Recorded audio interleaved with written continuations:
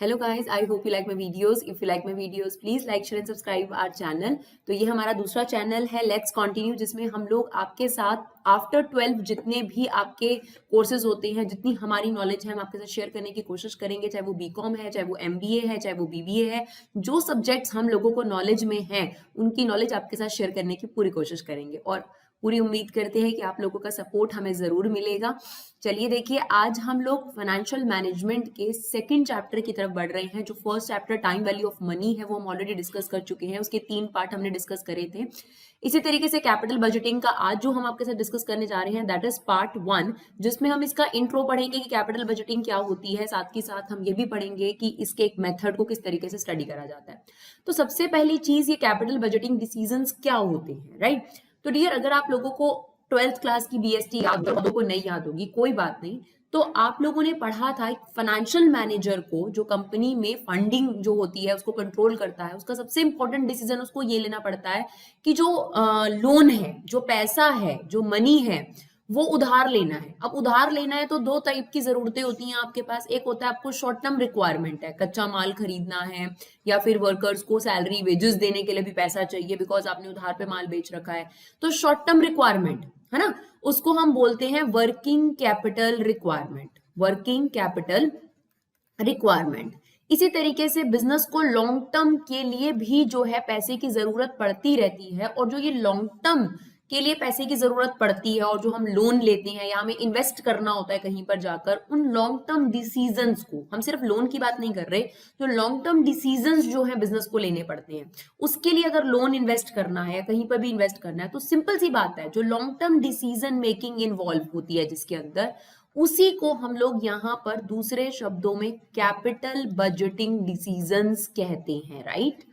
ठीक है, तो ये शब्द हमने थोड़ा थोड़ा सुना तो होगा, और बहुत सारे ऐसे लोग भी होते हैं जिनके पास कॉमर्स नहीं होती, वो लोग जो है इस फील्ड में आते हैं, तो कोई दिक्कत वाली बात नहीं है। आप बिल्कुल स्टार्टिंग से समझिए कि कोई भी बिजनेस होता है, आप अगर कोई शॉप भी खोलते हैं या कोई बड़ी फैक्ट्री खोलते हैं, तो आपके पास 2 टाइप के डिसीजंस होते हैं। एक होता है शॉर्ट टर्म डिसीजंस, ठीक है, उनको यहाँ पर वर्किंग कैपिटल की कैटेगरी में डिवाइड करा गया है, और एक होते हैं लॉन्ग टर्म डिसीजंस। अब मुझे एग्जांपल चाहिए मैम कि ये लॉन्ग टर्म डिसीजंस क्या होते हैं जिन्हें हम कैपिटल बजटिंग डिसीजंस के नाम से बुलाते हैं। तो लाइक डियर, जैसे बिजनेस को कोई भी एसेट खरीदनी है, ठीक है, अब ऑब्वियसली बिना एसेट के बिजनेस तो सरवाइव नहीं करेगा ना। लैंड भी चाहिए आपको, बिल्डिंग भी चाहिए, मशीन्स भी चाहिए, फर्नीचर भी चाहिए, ऐसी बहुत सारी एसेट्स आपको चाहिए होती हैं, राइट। तो जो एसेट खरीदने का डिसीजन है, that decision is known as capital budgeting decisions या लॉन्ग टर्म डिसीजंस, बिकॉज ये बिजनेस में लंबे समय तक टिकने वाली चीजें हैं, ये कोई गुड्स नहीं है बिजनेस के लिए, राइट। एसेट्स क्या होती हैं, जिनकी हेल्प से बिजनेस जो है वो आगे ग्रो करता है, अपनी प्रोडक्शन स्टार्ट करता है। तो लॉन्ग टर्म डिसीजंस या कैपिटल बजटिंग डिसीजंस में किस टाइप के डिसीजन होते हैं, एक फाइनेंशियल मैनेजर को क्या डिसाइड करना पड़ता है।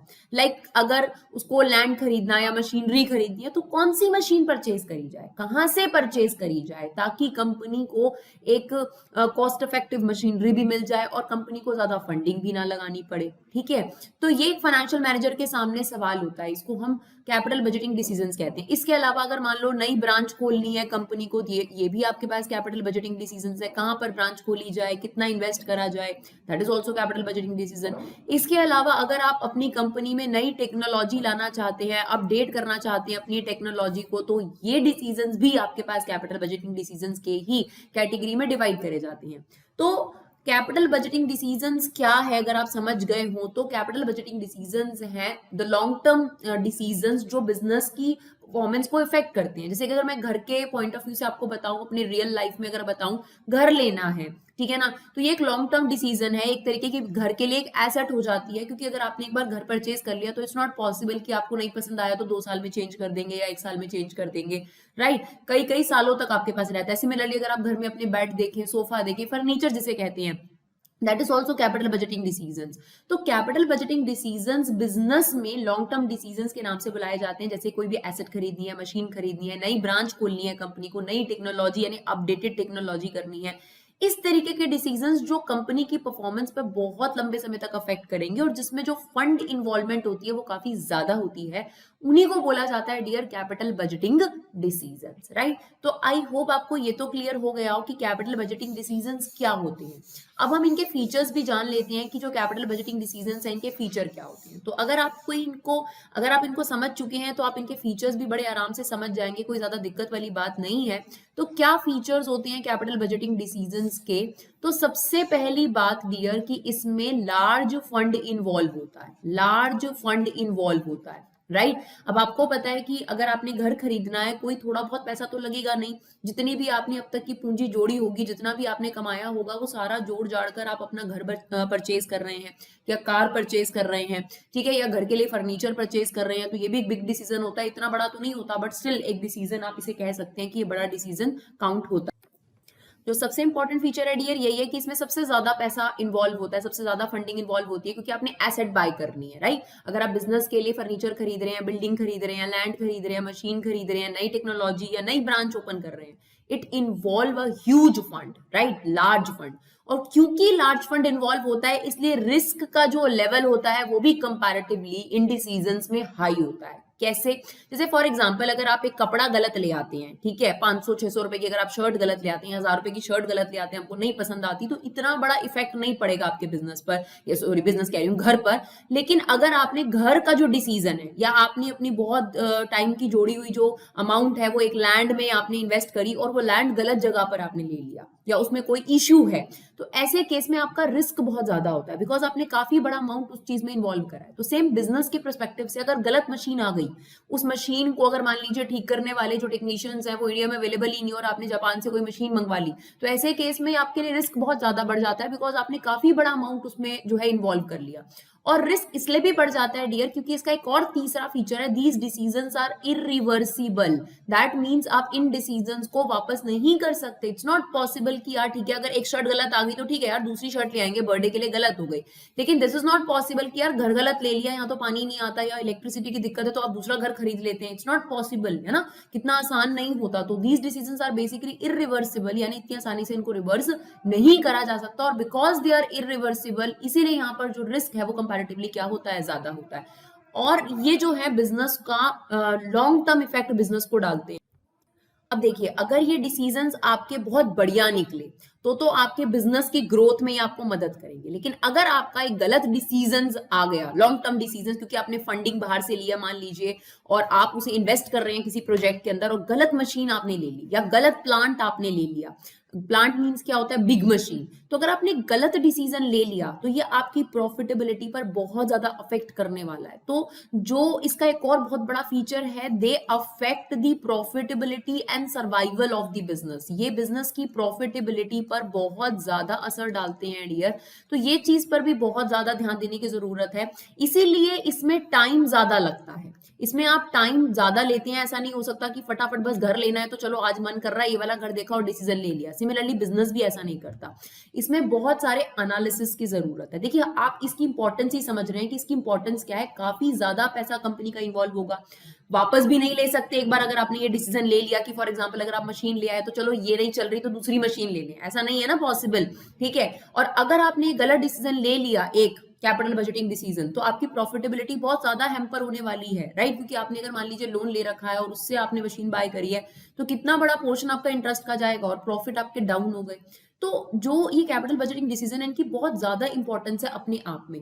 तो आपके पास जो ये चैप्टर है, ये चैप्टर आपको क्या बताना चाहता है, फाइनेंशियल मैनेजमेंट चैप्टर के अंदर वो ये बताना चाहता है कि जब भी कोई कंपनी किसी प्रोजेक्ट में पैसा इन्वेस्ट करती है, राइट, कैपिटल बजटिंग डिसीजन, जैसे फॉर एग्जांपल कि कंपनी को मशीन ही बाय करनी है, this is a capital budgeting decision, company को मशीन बाय करनी है अपनी कंपनी के लिए, तो कंपनी एनालिसिस करना चाहती है, कंपनी के पास 3 प्रोजेक्ट हैं इस मशीन को बाय करने के लिए। यानी हो सकता है कंपनी इसको, ये जो मशीन है ये जापान से बाय करना चाहती है, ठीक है, और या फिर ये जो आपका प्रोजेक्ट है ये आप ऑस्ट्रेलिया से बाय करना चाहते हो, ठीक है, ऑस्ट्रेलिया से आपको बाय करना है, या फिर आपके पास तीसरा प्रोजेक्ट एक और है कि आप यही वाली मशीन जो है वो अमेरिका से ले सकते हैं, ठीक है। अब ये तीनों कंट्रीज हैं या फिर ये 3 ऑप्शंस हैं आपके पास, कौन से प्रोजेक्ट को आप इन तीनों में से ओके करो, यानी कहां से आपको ये मशीन बाय करनी चाहिए कि आपको कॉस्ट इफेक्टिव भी पड़े, ज्यादा खर्चा भी नहीं पड़े, और आपके पास एक सही मशीन आ जाए जो आपके बिजनेस की प्रोडक्टिविटी को इंक्रीज करे। तो ये डिसीजन कैसे लेंगे हम लोग? थ्योरेटिकली डिसीजन नहीं लिए जाते कि ठीक है जी, अगर मुझे ऑस्ट्रेलिया की कॉस्ट कम पड़ रही है उस मशीन की तो मुझे ये मशीन बाय कर लेनी चाहिए, नहीं। एक फाइनेंशियल मैनेजर को बहुत एनालिसिस और बहुत ज्यादा सोच समझ के डिसीजन लेना पड़ता है। तो जो ये चैप्टर है ना, इसमें आपके पास वही टेक्निक डिस्कस कर रखी है, बेसिकली मैथमेटिकल टेक्निक्स डिस्कस कर रखी हैं जो हमें मदद करती हैं इन वेरियस प्रोजेक्ट्स को एनालाइज करने में कि आउट ऑफ द 3 प्रोजेक्ट या आउट ऑफ द 4 प्रोजेक्ट जो भी हमारे पास ऑप्शंस है उनमें से कौन सा ऑप्शन कंपनी के लिए बेस्ट होगा बाय करने के लिए, राइट। तो कैपिटल बजटिंग डिसीजंस क्या हुए डियर? अगर कंपनी को कोई भी एसेट बाय करनी है, लॉन्ग टर्म डिसीजंस लेने हैं, उन डिसीजंस को कैपिटल बजटिंग डिसीजंस कहा जाता है। इनके फीचर्स क्या हैं? आपके पास बड़ा पैसा इन्वॉल्व होता है इसके अंदर, क्योंकि ज्यादा पैसा इन्वॉल्व होता है और ये डिसीजन रिवर्स भी नहीं करे जा सकते, इसलिए रिस्क भी ह्यूज है। और अगर आपने एक बार गलत डिसीजन ले लिया तो ये आपकी प्रॉफिटेबिलिटी को बहुत ज्यादा हैम्पर करने वाला है। और इन सभी वजहों से इन डिसीजन को डीपली एनालाइज करना बहुत जरूरी है। यानी जापान से अगर मशीन आती है उसकी कॉस्ट कितना होगा, उसका रिटर्न कितना होगा, वो आपको इनफ्लो कितना देगी, आपको उसको मेंटेनेंस कितना पड़ेगा। अगर ऑस्ट्रेलिया से मशीन आती है तो उसका कस्टम ड्यूटी कितना पड़ेगा, ये सब चीजें आपको एनालाइज करने की जरूरत है डीपली। क्योंकि एक बार डिसीजन अगर आप ले लेंगे और बाद में आप इस पर सोचेंगे तो वो गलत हो जाएगा। जैसे फॉर एग्जाम्पल आप घर खरीदने जाते हैं, बार बार आपको बोल रहे हैं कि आपके परस्पेक्टिव से कैपिटल बजटिंग डिसीजन है घर खरीदना।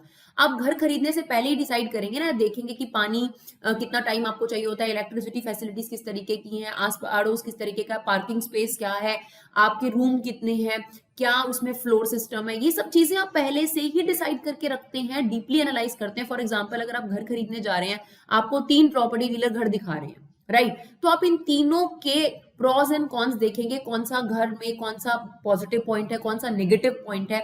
फिर आप इन तीनों में से वो वाला ऑप्शन चूज करेंगे जहां पॉजिटिव पॉइंट ज्यादा और नेगेटिव पॉइंट ऑटोमेटिकली कम होंगे। लेकिन अगर आप बिना एनालिसिस के ही किसी की मीठी मीठी बातों में आकर ही कह दें कि चलो जी ये प्रॉपर्टी डीलर बहुत अच्छी बात कर रहा है, इसी की बात मान लेते हैं, तो ये आप ही के लिए ही बहुत ज्यादा रिस्की और बहुत ज्यादा कह सकते हैं कॉस्टली होने वाला है। तो आपके लिए बहुत जरूरी होता है कि आप भी इन सब चीजों को एनालाइज करें। अब बिजनेस के पर्सपेक्टिव से बात करें तो बिजनेस के लिए तो और भी ज्यादा जरूरी है, क्योंकि बिजनेस ने तो स्पेशली फाइनेंशियल मैनेजर बिठाया है जिसका काम ही यही है कि बिजनेस के पैसे को तूने सही जगह लगाना है। अगर गलत जगह पैसा इन्वेस्ट कर दिया तो भाई हम तुम्हें सैलरी किस बात की दे रहे हैं, राइट।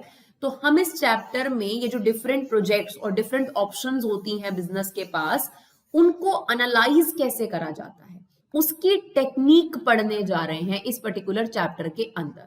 और टेक्निक्स को डियर 2 कैटेगरीज में डिवाइड करा गया है आपके पास। ट्रेडिशनल टेक्निक, वो भी अपनी जगह अच्छी है, ट्रेडिशनल टेक्निक है जिनमें आप ये कह सकते हैं नॉन डिस्काउंटिंग टेक्निक है, जिसमें टाइम वैल्यू ऑफ मनी को कंसीडर नहीं करा जाता, it's non discounting technique, right. और जो दूसरी टेक्निक है वो प्योरली डिस्काउंटिंग टेक्निक है, जिसमें जो आपने पहला चैप्टर पढ़ा टाइम वैल्यू ऑफ मनी, उसको डेफिनेटली कंसीडर करा जाएगा। यानी यहां पर आपके पास पुरानी कुछ टेक्निक्स हैं जिसमें आपके पास 1 रुपया की आज वर्थ क्या है और 10 साल बाद कितनी होगी उसको कंसीडर बिल्कुल नहीं करा जाता। लेकिन जो डिस्काउंटिंग टेक्निक हम पढ़ेंगे उसमें डेफिनेटली वो सब चीज कवर करी जाएगी। तो आज हम आपके साथ ट्रेडिशनल टेक्निक में से एक टेक्निक डिस्कस करेंगे। ट्रेडिशनल टेक्निक में 2 आपके पास टेक्निक है, एक है पे बैक पीरियड और दूसरा है हमारे पास average rate of return, average rate of return. और डिस्काउंटिंग टेक्निक की अगर हम बात करें तो डिस्काउंटिंग टेक्निक में डियर आपके पास है आपके पास नेट प्रेजेंट वैल्यू, एक एक करके हम इन पर डिस्कशन करेंगे। Net present value, profitability index और इंटरनल रेट ऑफ रिटर्न। ये सब क्या है मैम? ये सब वो टेक्निक है डियर, मैथमेटिकल टेक्निक है, स्टैटिस्टिकल टेक्निक है, जिनकी मदद से आपके पास अगर 3-4 ऑप्शंस हैं एसेट में इन्वेस्ट करने की, तो कौन सा ऑप्शन आपको सिलेक्ट करना चाहिए, ये इन टेक्निक के जरिए आप आसानी से उस प्रोजेक्ट को एनालाइज करके इन्वेस्ट कर सकते हैं, राइट।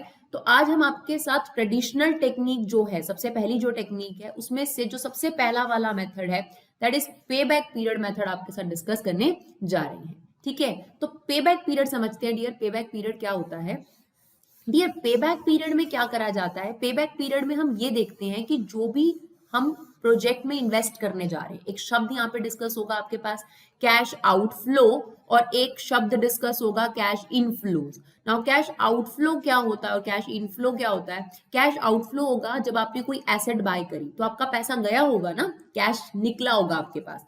तो कैश जब जाता है, कब जाएगा? जब आप किसी भी चीज को बाय करोगे, इन्वेस्ट करोगे किसी भी चीज में, राइट? जब आपने किसी भी चीज में इन्वेस्ट करा, उसके बाद वो चीज आपको रिटर्न देना शुरू कर देती है। तो जब आपके पास पैसे आने शुरू हो जाएंगे, उन रिटर्न्स आपके पास आने शुरू हो जाएंगे, तो उन रिटर्न्स को यहाँ पर किस नाम से बुलाया गया? Cash inflows. तो cash outflows are basically investment amount. जैसे अगर आपने 5 लाख की मशीन खरीदी तो वो आपका हो गया कैश आउटफ्लो। अब उस 5 लाख की मशीन को जब आपने अपनी फैक्ट्री में लगाया, तो उसके बाद जो प्रोडक्शन है उसकी वजह से जो आपको रिटर्न्स आने लगे हर मंथ या फिर सेमी एनुअली, जो भी रिटर्न्स आने लगे, उनको हम यहाँ किस नाम से बुलाएंगे? Cash inflows. तो ये तो है ना डियर, अगर आप मान लीजिए एक फोटोकॉपियर मशीन वाला एक फोटोकॉपियर खरीदता है, तो पहले तो उस फोटोकॉपियर मशीन खरीदने में उसके 5 लाख रुपए खर्च हो गए, तो जो उसने 5 लाख रुपए खर्च करे वो क्या हो गया? Cash outflow. अब वो हर महीने फोटोकॉपी सेल कर रहा है, तो उससे उसके पास 30-30 हजार रुपए की जो इनकम जनरेट हो रही है, जो रिटर्न उसको जनरेट हो रहा है उस कॉपीज को सेल करके, फोटोकॉपी को बेचकर, तो that is known as cash inflows. तो डेफिनेटली हम इन्वेस्टमेंट तभी करते हैं जब हमारे पास कुछ इनफ्लोज के चांसेस हों, राइट? तो अब आपके पास पेबैक पीरियड क्या कहता है? पेबैक पीरियड का आपके पास फॉर्मूला है डियर, लेकिन आपको अगर आप ध्यान से देखें तो इसमें फॉर्मूले की कोई खास जरूरत नहीं है, आप इसको लॉजिकली भी देख सकते हैं। पेबैक पीरियड में हम ये देखते हैं कि जो हमने इन्वेस्ट करा है वो कितने सालों में या कितने टाइम पीरियड में वापस आ जाएगा। पे बैक यही पता चल रहा है कि अगर मान लो मैंने 5 लाख रुपए की एक पर्टिकुलर एसेट खरीदी और अगर उससे मुझे 50-50 हजार रुपए हर साल इनकम हो रही है, तो कितने सालों में ये पैसा मेरे पास वापस आ जाएगा। तो आप खुद भी अंदाजा लगा सकते हैं कि देखिए 5 लाख रुपए मैंने आज इन्वेस्ट करे और हर साल मुझे 50-50 हजार रुपए की रिटर्न आ रही है, कैश फ्लो हो रहा है, तो करीब 10 सालों में मेरा जो ये पैसा है वो वापस आ जाएगा। तो इस क्वेश्चन में पे बैक पीरियड कितना हो जाएगा? 10 ईयर हो जाएगा।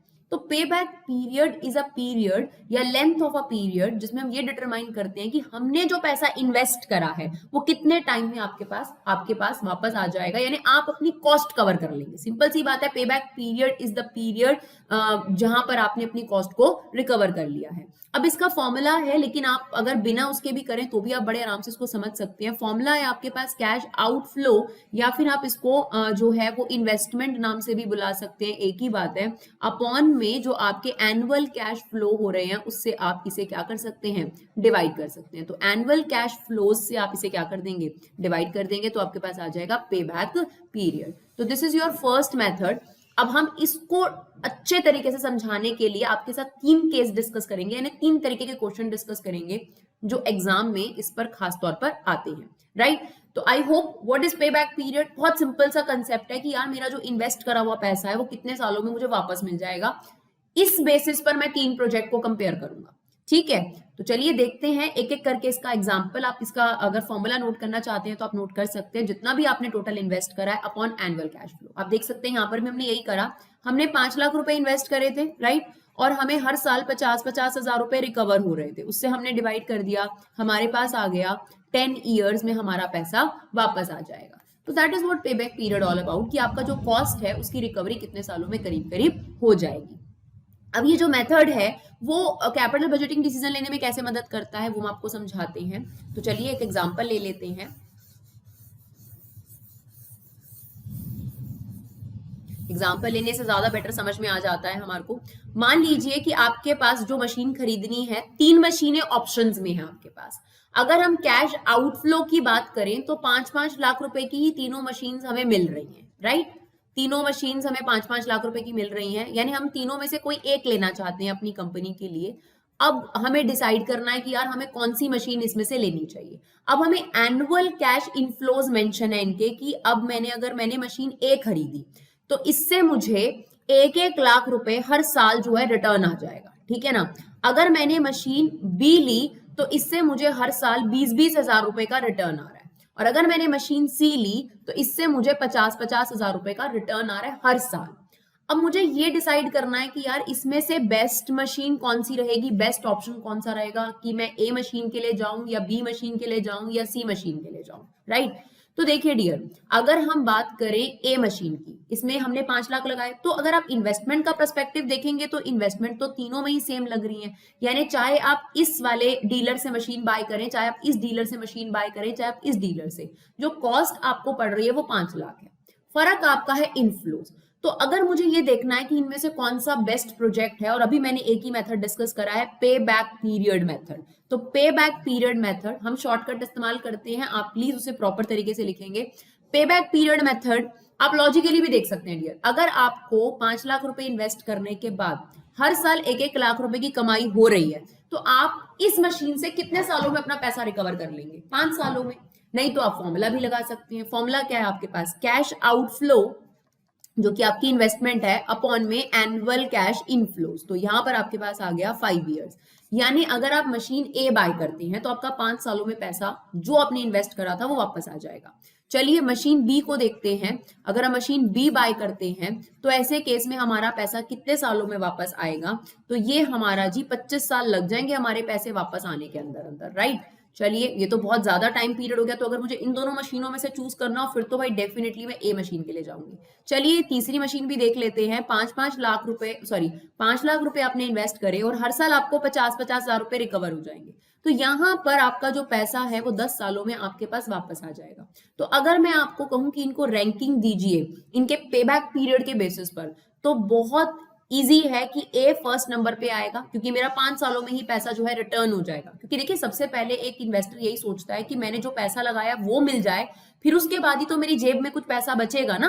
तो यहाँ पर आपका सबसे पहले पैसा रिकवर हो गया 5 सालों में, राइट। फिर मैं ऑप्शन सी को रखूंगी, फिर मैं ऑप्शन बी को रखूंगी। तो इस हिसाब से आप रैंकिंग भी दे सकते हैं।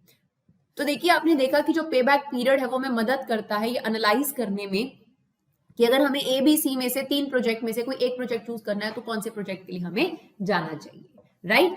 तो चलिए आपके पास एक और एग्जांपल देखते हैं डियर। ठीक है, ये जो एग्जांपल था डियर, इसमें क्या था कि जो आपके एनुअल कैश इनफ्लोज थे वो सेम थे। यानी हर बार आपको 1 लाख 1 लाख 1 लाख मिल रहा है मशीन ए में, इसमें 20,000 मिल रहा है, इसमें 50,000। तो यहां पर आपके पास जो एनुअल कैश फ्लो है वो सेम है।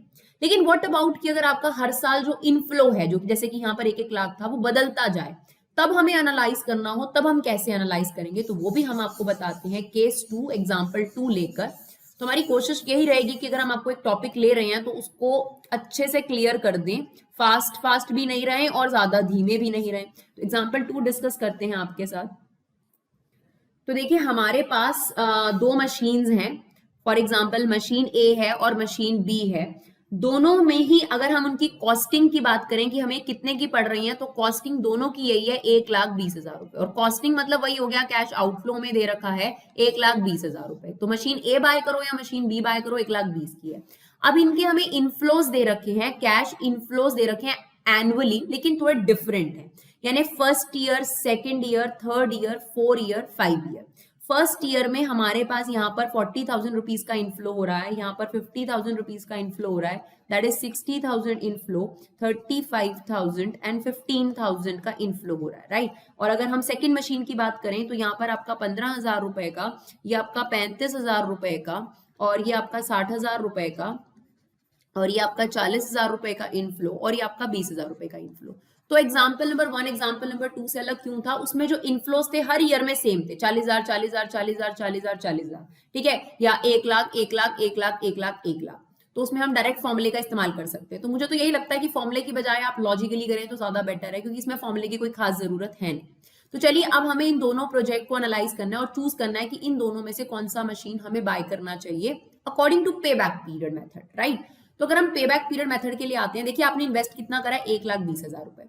आप यहीं से जज कर सकते हैं कि आपका पैसा कितने सालों में वापस आएगा। तो हम पे बैक पीरियड मेथड से, पे बैक जो आपका पीरियड है उसमें सबसे पहले मशीन ए का पे बैक पीरियड निकाल रहे हैं। तो आप देखिए 40,000 आपके फर्स्ट ईयर में आ जाएंगे, 40 और 50 90 आ गए, ठीक है। अब आपके पास कितने हजार बचे? 30,000 बचे जो आपको रिकवर करने थे। लेकिन अगले साल यानी तीसरे साल आपके पास 60,000 का इनफ्लो है। तो आप कैसे करेंगे? ध्यान से सुनिए। देखिए 2 साल तो आपको कंफर्म लगेंगे ही लगेंगे अपने पैसे रिकवर करने में। अब बचा हुआ फ्रैक्शन कितना है आपके पास? आपको 1,20,000 लेने थे, 90 आपके पास आ चुके हैं, आपको सिर्फ 30,000 रुपए ही बाकी रह गए आपकी कॉस्ट कवर करने के लिए। और यहाँ पर जो थर्ड ईयर पूरा है उसमें आपके पास 60,000 का इनफ्लो आएगा। तो आप इसे क्या कर सकते हैं, इससे डिवाइड कर सकते हैं, तो आपके पास एग्जैक्ट टाइम आ जाएगा डियर 2.5 ईयर्स, यानी आपका 2.5 साल में आपका पैसा आपके पास वापस आ जाएगा। तो आपने क्या करना है, ध्यान से समझिएगा। देखिए, आपको 1,20,000 रुपए कवर करने हैं, 40,000 फर्स्ट ईयर में मिल गए, सेकंड ईयर में 50,000 मिल गए, थर्ड ईयर में अगर आप पूरा लेती हैं तो 60,000 मिलेंगे। लेकिन हमें अपने 1,20,000 कवर करने के लिए कितने चाहिए, 90 हो चुके थे यहाँ पर, तो हमें तो सिर्फ 30,000 चाहिए। तो 30,000 आउट ऑफ 60,000 इसको कवर करने में कितना टाइम लगेगा, ये आप ऐसे डिवाइड करके निकाल सकते हैं। तो ये आ गया 2.5 ईयर, यानी 2.5 साल में आपका प्रोजेक्ट ए से पैसा रिकवर हो जाएगा। चलिए अब देखते हैं प्रोजेक्ट बी से कितने सालों में आपका पैसा रिकवर हो जाएगा। 1,20,000 चाहिए, 15 और 35 अभी कितने हुए आपके पास, 50,000 रुपए रिकवर हुए। अच्छा, 50 और 60 यहाँ पर आपका 1,10,000 रुपए हो गया। अब आपके पास कितने बचे हैं डियर, सिर्फ 10,000 रुपए रिकवर करने बचे हैं। इसका मतलब 3 साल में तो आपके 1,10,000 आए, यानी 3 साल तो कंफर्म लगेंगे पूरे पूरे, बट फोर्थ ईयर पूरा नहीं लगेगा, उसका एक फ्रैक्शनल पार्ट लगेगा। तो हमारे पास कितने पैसे रह गए, सिर्फ 10,000, और हमें कितने में से चाहिए, 40 में से सिर्फ 10,000 रिकवर करने का पीरियड चाहिए।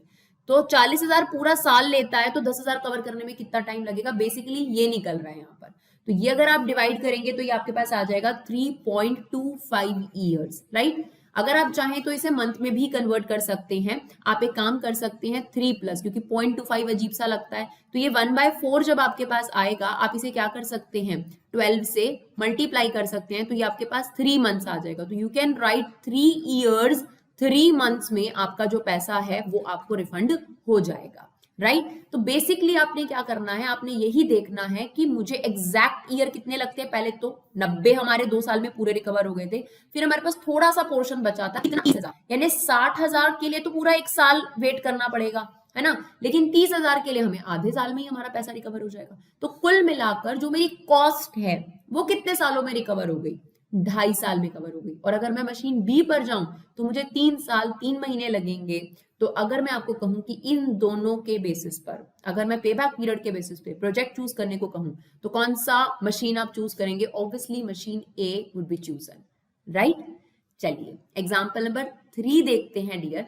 सबसे पहले मैंने आपको सिंपल एग्जाम्पल लिया जिसमें सारा जो इनफ्लोज था सेम, यानी अगर आप लिखना चाहते तो उसको ऐसे लिख सकते थे 1 लाख 1 लाख 1 लाख 1 लाख 1 लाख बार बार, उसमें सेम इनफ्लोज थे। इसमें क्या है, हर साल आपका जो इनफ्लो है वो बदल रहा है, तो आपको ऐसे टेबल बनाना पड़ गया और इस तरीके से आपको यूज करना पड़ गया, राइट। अब हम आपको ये इनफ्लोज भी निकालना सिखाएंगे एक एग्जाम्पल के अंदर, क्योंकि बहुत जरूरी है कि आपको पता होना चाहिए कि किस तरीके से ये जो इनफ्लोज हैं ये बिजनेस में निकाले जाते हैं। तो जो थर्ड एग्जाम्पल है हमारा उसी पर फोकस्ड है, और उसके बाद हम पे बैक पीरियड से प्रोजेक्ट को चूज करना भी बताएंगे आप। चलिए देखिए, एग्जाम्पल नंबर 3 है हमारे पास। एग्जाम्पल नंबर 3 में हमें क्या दे रहा है, इंफॉर्मेशन है, हमें खुद से फिर अपने काम की इंफॉर्मेशन निकालनी है। कहता है firm buys an asset costing ₹2 lakh. तो जो आपका कैश आउटफ्लो है वो आपको पड़ रहा है 2 लाख रुपए का, क्योंकि आपको जो ये एसेट है वो 2 लाख रुपए की कॉस्ट पड़ रही है। एक्सपेक्ट ऑपरेटिंग प्रॉफिट, अब आपको दे रखा है ऑपरेटिंग प्रॉफिट बिफोर डेप्रिसिएशन, यानी आपको दे रखा है प्रॉफिट बिफोर जो है डेप्रिसिएशन एंड टैक्स, आपको प्रोवाइडेड है 60,000 रुपए, और ये 60,000 रुपए आपको 4 साल तक मिल रहे हैं profit before interest and tax. तो ये हमने इस तरीके से लिख दिया 60,000 रुपए, 60,000 रुपए, 60,000 रुपए, 60,000 रुपए। And these are not inflows dear, inflows हमें अभी निकालने पड़ेंगे कि हमारे हाथ में जो कैश है वो कितना आता है, राइट। और इसने हमें डेप्रिसिएशन का रेट भी प्रोवाइडेड कर दिया, 30% WDV से आपने डेप्रिसिएशन लगाना है, और आपके पास 20% WDV से आपने डेप्रिसिएशन लगाना है, और जो टैक्स रेट है वो 30% है। इसका क्या यूज होगा मैम, अभी बताते हैं आप लोगों को। डियर, हमें अगर पे बैक पीरियड निकालना है तो हमें यहाँ पर कैश इनफ्लोज निकालने पड़ेंगे। कैश इनफ्लोज होता है कि आपके हाथ में पैसा कितना पड़ा हुआ है साल के एंड में। तो ये तो है प्रॉफिट बिफोर डेप्रिसिएशन टैक्स, ना तो इसमें से डेप्रिसिएशन माइनस हुआ है, ना इसमें से टैक्स माइनस हुआ है। तो पहले हमें ये सारी चीजें जो है खुद से करनी पड़ेंगी ताकि हम इनफ्लोज पर आ सके। तो सबसे पहले आप डेप्रिसिएशन निकाल लीजिए कि डेप्रिसिएशन अमाउंट कितना होगा। तो डियर देखिए, आपकी मशीन कितने की है, 2 लाख रुपए की। 2 लाख रुपए का हर साल 20% डेप्रिशिएट हो जाता है, तो 2 लाख का 20% कितना हो जाएगा आपके पास, 40,000 रुपए डेप्रिशिएट हो गया। अब क्योंकि ये WDV मेथड है, तो 2 लाख में से 40,000 रुपए की तो मशीन मेरी डेप्रिशिएट हो गई फर्स्ट ईयर के एंड में। अब ये रह गई 1,60,000 रुपए की। अब 1,60,000 का 20% अगर हम लगाएं तो वो कितना बनता है डियर आपके पास 32,000 रुपए। तो ये हमारा सेकेंड ईयर का डेप्रिसिएशन आ गया 32,000। अब हम इसको माइनस कर लेते हैं कि कितना बचा आपके पास। 1,60,000 में से 32 आपको हटाना पड़ेगा, तो ये आपके पास आ जाएगा 1,28,000 रुपए के करीब। तो ये हमारे पास आ गया 1,28,000 रुपए। अब हमारे को 1,28,000 रुपए का 20% निकालना पड़ेगा, जो कि हमारे पास बनेगा 25,600। यानी तीसरा साल जो डेप्रिसिएशन होगा वो होगा 25,600। अगर स्ट्रेट लाइन मेथड होता तो 2 लाख पे ही हर साल लग जाता, 20% सेम डेप्रिसिएशन होता। लेकिन WDV में क्या होता है, जो डाउन वैल्यू होती है उस पर लगता है। तो 2 लाख में से 40,000 माइनस करे 1,60,000, फिर उसका 20% लगाया हमने ये, ठीक है। फिर अब जो माइनस करके आया उसका 20% हमने लगाया।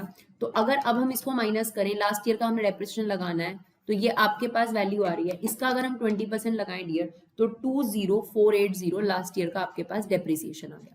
अब हमने क्या करना है, ये है profit before depreciation and tax. हमें इसमें से ये डेप्रिसिएशन माइनस करना है, तो ये हो जाएगा प्रॉफिट बिफोर टैक्स। यानी अब इसमें से डेप्रिसिएशन माइनस हो गया, अब सिर्फ टैक्स माइनस होना बाकी है। तो आप इसमें से इसको माइनस कर दीजिए, यानी कॉलम ए में से कॉलम बी को क्या कर दिया जाएगा, माइनस, यानी ए माइनस बी कर दीजिए। आपके पास यहाँ बच गए 20,000 रुपए कैश, ठीक है। यहाँ पर आपके पास बच गया 28,000 रुपए का कैश, और यहाँ पर आपके पास बच गया 34,400 का कैश, और यहाँ पर हमारे पास बच गया 39,520 रुपीज का कैश, राइट। अब हमने क्या करना है डियर, इसमें से टैक्स माइनस करना है, और फिर हमारे पास आ जाएगा प्रॉफिट आफ्टर टैक्स। तो टैक्स है हमारे पास 30%, तो हम 20,000 का 30% निकालकर उसमें से माइनस कर देंगे। तो 20,000 का अगर आप 30% निकाल कर उसमें से माइनस कर देंगे, 6,000 आता है, माइनस करेंगे तो ये रह जाएगा हमारे पास 14,000 रुपए, राइट। ऐसे ही हमने सारे ईयर्स का करना है। यहाँ पर 28,000 रुपए का 30% आप निकालकर उसमें से माइनस कर दीजिए, ये आ जाएगा 19,600 रुपए। सिमिलरली 34,400 का 30% निकालकर उसमें से माइनस कर दीजिए, ये आ जाएगा आपका 24080। सिमिलरली 39,520 का 30% निकालकर इसमें से माइनस कर दीजिए, ये आपके पास आ जाएगा 27,664। ये आ गया डियर आपके पास profit after tax, that is a C point, right. अब ये आपके पास है गवर्नमेंट को टैक्स देने के बाद बिजनेसमैन के पास कितने रुपए बचे हर साल। लेकिन डियर आपका जो पेबैक पीरियड है ना, वो कैश इनफ्लोज में बिलीव करता है, और कैश इनफ्लो होते हैं कि आपके पास एक्चुअली में कैश कितना पड़ा हुआ है। तो माना कि टैक्स पे करने के बाद आपके पास 14,000 रुपए हैं, लेकिन जो आपने डेप्रिसिएशन माइनस करा था टैक्स से पहले, वो सिर्फ एक माइंड का खेल होता है। वो पैसे अभी कहीं नहीं गए हैं 40,000 रुपए, सिर्फ टैक्स बचत करने के लिए गवर्नमेंट ने अलाउ कर रखा है कि आप डेप्रिसिएशन माइनस कर सकते हैं, है ना। आप पैसे इकट्ठे कर रहे हैं, कल को जब ये मशीन खत्म हो जाएगी तब आपके काम ये पैसे आ जाएंगे। लेकिन अभी ये 40,000 रुपए आपके हाथ से कहीं नहीं गए, कहीं खर्च नहीं हुए डेप्रिसिएशन, ये सिर्फ माइंड में थिंकिंग है कि 40,000 रुपए कम हो गए। तो जब कैश इनफ्लोज निकाले जाते हैं तो जो प्रॉफिट आफ्टर टैक्स है उसमें डेप्रिसिएशन ऐड कर दिया जाता है फॉर पे बैक पीरियड। तो हम इसे वापस क्या कर रहे हैं, ऐड कर रहे हैं। तो आप 40,000 और ये अपना ऐड कर देंगे तो ये बन जाएगा आपका 54,000। सिमिलरली 32,000 और अपना 19,600 प्लस कर देंगे तो ये बन जाएगा 51,600 रुपीज। सिमिलरली आपके पास ये दोनों चीजें भी प्लस कर दी जाएंगी तो ये हो जाएगा 49,680। इन दोनों को भी अगर हम प्लस कर देंगे तो ये आ जाएगा आपके पास 48,144, राइट। इसके अलावा डियर इसमें एक चीज और बोली गई थी कि जो ये मशीन है जो कि आपने 2 लाख की खरीदी है, ये 4 साल तक ही चलेगी और उसके बाद आप इसे स्क्रैप में बेच देंगे। स्क्रैप वैल्यू दैट मीन्स कबाड़ वैल्यू, या फिर अब आपके लिए यूजलेस हो गई, तभी आपको 80,000 रुपए तब भी दे देगी। तो आप ये हिसाब लगा लो कि 2 लाख रुपए खर्च करने के बाद आपको पहले साल इस मशीन से 54,000 रुपीज बचे, सेकंड ईयर आपको 57,600 बचे, थर्ड ईयर इतने और फोर्थ ईयर इतने। लेकिन फोर्थ ईयर में ये पैसा तो मशीन की कमाई से आया ही आया, आपने इस मशीन को सेल कर दिया, उससे भी आपके पास 80,000 रुपए और आ गए, राइट। चलिए अब आपके पास ये टोटल इनफ्लोज आ चुके हैं। अब हमें ये चेक करना है कि जो हमने 2 लाख रुपए का इन्वेस्टमेंट करा था वो कितने सालों में हमारे पास वापस आ जाएगा, यानी पे बैक पीरियड निकालना है डियर। तो ये रहे हमारे इनफ्लोज, बाकी का काम तो हमें करना पड़ा, लेकिन इनफ्लो से ही हमारा मेन आंसर आएगा। तो पहले साल हमें 54,000 कवर हो गए, दूसरे साल 51,600 कवर हो गए और 49,680। तो देखिए 3 सालों में अब तक कुल मिलाकर आपका 155,280 कवर हो चुका है। अगर मैं 2 लाख में से हिसाब देखूं तो अब मुझे सिर्फ 44,720 कवर करना बाकी है। तो मुझे 3 साल तो पक्का पक्का पूरे लगेंगे, बट बाकी 4th ईयर पूरा नहीं लगेगा, कुछ मंथ्स लगेंगे। अब वो मंथ्स कैसे निकालेंगे? आपके पास 2 लाख में से कितने पैसे रिकवर करने बाकी हैं? 2 लाख में से इसको माइनस कर दो, तो ये आपके पास आ रहा है 44,720।